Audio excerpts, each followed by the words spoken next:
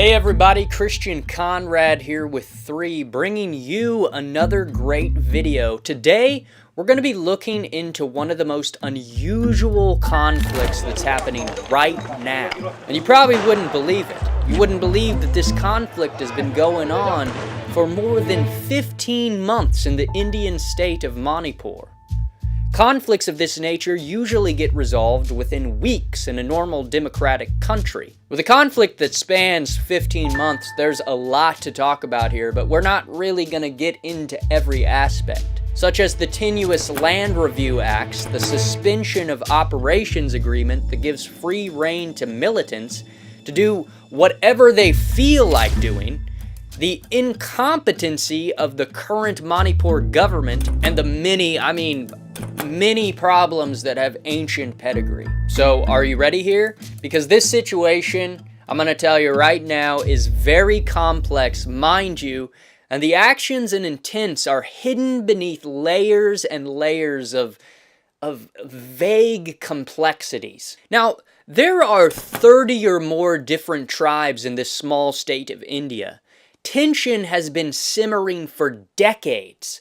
But except for a conflict or two, nothing too violent has happened. These 30 tribes fall into 3 main categories: the Metis, the Nagas, and the kuki. Some of these have been living in what is now Manipur for thousands of years, and some of these people came as recently as 50 years ago. The Metis make up around 53% of the total population, and they live mainly in the Central Valley of the state.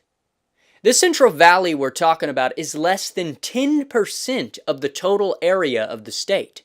The remaining 90% of the area, which is mainly hills, is inhabited by the Nagas and the Kukis. Just imagine what it must feel like to be the majority living on just 10% of what there is, unable to settle outside of the valley. So here's where things really kicked off.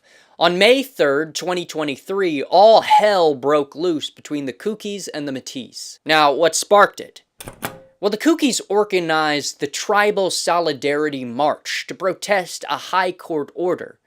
Basically, the court told the Manipur government to think about putting the Metis on the Scheduled Tribe, ST, list. It comes with special land rights, reservations, and other perks. But know this, it's not for anyone to deny Metis's rights. It's for the court to decide. You can't just protest on whim just because you fear this thing would strip away all the benefits you've been getting for the last 3 or 4 decades. There's one other thing that will intrigue most people. The Vice President of India, the second highest constitutional office in the country, was in Manipur, delivering a speech in Manipur University when the conflict broke out. There can't be any security lapse or intelligence failure in that situation. It's rich to say that there was lack of security on May 3rd. It seems that the violence was allowed to escalate. The state government also failed to respond to violence on May 3rd, 5th, and 6th completely. Just something to think about. Things went south real quick after that. Both sides started going at it, and I mean really going at it. We're talking thousands of houses burned down, hundreds of places of worship torched, people getting kidnapped, tortured, and unalived. This is brutal stuff. The Kuki militants did some horrific things to the Metis civilians, forcing thousands to run for their lives in crowded relief camps in the valley. In response, Metis village volunteers and some hardcore groups came out swinging to protect their people.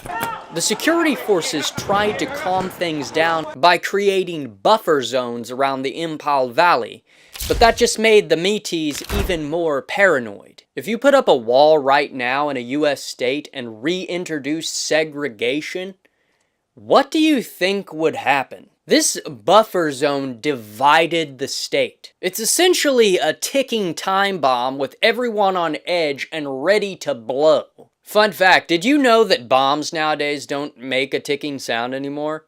Isn't that interesting? And caught in the middle, regular folks just trying to live their lives. It's a mess, plain and simple. So, while all this chaos is going down, guess who's getting heat for not doing enough? You guessed it, Prime Minister Narendra Modi and his government. Modi's party, the BJP, used to be a big deal in Manipur, but they took a beating in the elections. Voters from all sides kicked them out of the Indian parliament and threw their support behind the opposition Congress party instead. In an attempt to regain control of the situation, the Home Ministry, led by Amit Shah, took over security operations in the state. They appointed a former police chief as a secretary advisor and deployed a significant number of central forces. However, these measures did little to stem the tide of violence, as security forces struggled to navigate the deep ethnic divides. The deployment of the Assam Rifles became a whole other headache. The Meiteis were accusing them of playing favorites with the Kuki groups, saying they were arming and training Kuki militants.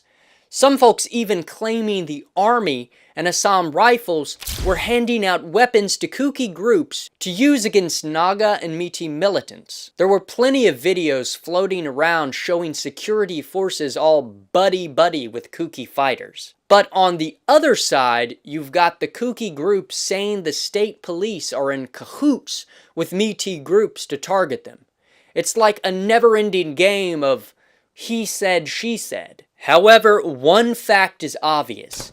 With the chief minister stripped of control over security forces and decisions being made directed by the Home Ministry, he has been rendered largely powerless to address the situation effectively. So, what's the largest cause of this conflict? Illegal immigration. For the past 40 to 50 years, there's been a steady stream of Kukis sneaking in from Myanmar. We're talking thousands settling in Manipur's hills, often illegally putting up villages on forest lands and protected areas. This isn't anything new, though. Back in the 1840s, in the reign of Maharaja Nursing, who ruled Manipur from 1844 to 1850, during the Great Northward Movement, Kuki tribes came in droves, pushing out many of the older inhabitants. After India's independence, it happened in three waves. First, in the late 50s and early 60s during Burma's civil war, then around the 88 uprising in Burma, and finally after 2005 when some ceasefire between Assam Rifles and Kuki militant groups were signed. So this is when Kuki militant groups allegedly facilitated the settlement of Chin Kuki people from Myanmar to Manipur. Here's where it gets wild. The Kuki population in Manipur has exploded. We're talking a 230% increase in just a decade. Even conservative estimates show an extra 200,000 to 300,000 people that can't be explained by normal growth. If every Kuki woman bears a child every other year, they won't get to this level of population. It's pretty clear we're looking at some serious illegal immigration here. And if you want to get benefits from the central government, there was this practice of inflating tribal population figures in the census. Now, they used to do that. To make matters worse, there's this any Kuki tribes category on the scheduled tribes list that's been making it super easy for these new arrivals to claim benefits they shouldn't be getting. But there is more. Turns out many of these new settlements are knee-deep in poppy cultivation. We're talking massive patches of poppies in protected forests. Look at all these hill slopes. Between 2017 and 2021, Manipur recorded a loss of 758 square kilometers of forest and tree cover. Contrast that to the overall gain of 7,452 square kilometers for India as a whole. The scale of poppy cultivation suggests the involvement of experienced farmers, possibly immigrants from the Myanmar's Golden Triangle region where opium production is prevalent. The profits from this illicit trade are allegedly being used to gain political influence and fund militant organizations. The impact on Manipur has been devastating. The economy's tanked, unemployment's through the roof, and basic services like healthcare and education are barely hanging on. And, now this is very important, the rate of inflation in Manipur is the highest in the country. Throughout all this, Prime Minister Modi's been pretty quiet, which hasn't gone down well with the locals. His silence, except for condemning one viral video of assault, has left people feeling abandoned and lost faith in the BJP government.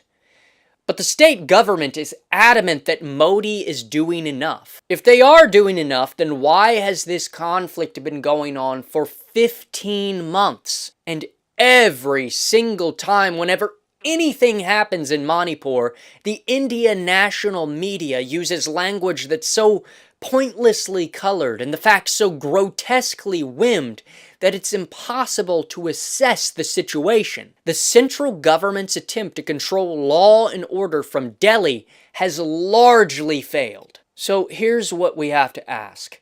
What can be done to end this? Truth is, it's complicated. But it looks like empowering Manipur's own government might be a good start. They need to crack down on all militant groups, no matter which side they're on, and get those illegal weapons off the streets. Dealing with illegal immigration is crucial too. Updating the National Register of Citizens in Manipur could help identify who's who and make sure benefits are going to the right people. At the end of the day, this mess needs an unbiased approach that tackles the root causes. Land rights, political representation, and economic gaps between communities. It's a tall order, but it's the only way to break this cycle of violence and start healing. That is what is needed. The people of Manipur have been through hell, and it's high time their voices were heard. Everyone's watching and waiting for the Prime Minister and his government to step up and do something to bring this troubled region back from the brink. Hey, thanks for allowing us to inform you about this critical topic. If you find this video informative, please consider subscribing to the channel. And if you'd like to support 3, please become a member of our channel through YouTube channel membership, starting from 29 rupees a month. Your support helps us to continue to bring comprehensive coverage of important issues like this. Things that need to be heard. Also, another way to support the channel if you're a big reader, you can purchase my book at a link below. We would super appreciate it. Thank you. I'm Christian Conrad presenting for 3.